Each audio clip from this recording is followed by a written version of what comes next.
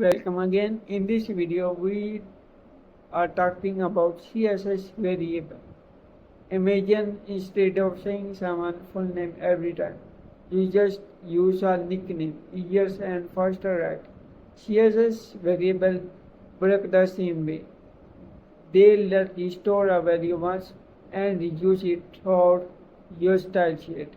So, if you ever want to update a color, so you only change it in one place.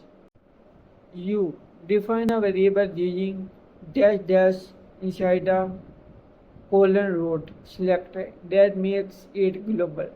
Then use var into parentheses dash dash main dash colon anywhere you need that value. It keeps your code clean and avoids repeating the same values everywhere. Here we are using different values for different themes.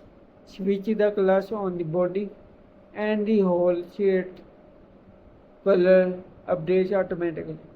This is great for dark mode, theming and all user preference. We use CSS variable. Keep style consistent, update values in one place. Perfect for themes and reusable design tokens.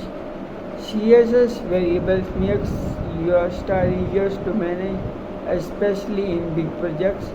They help you stay consistent, reduce repetition, quickly adapt your design, all with minimal effort.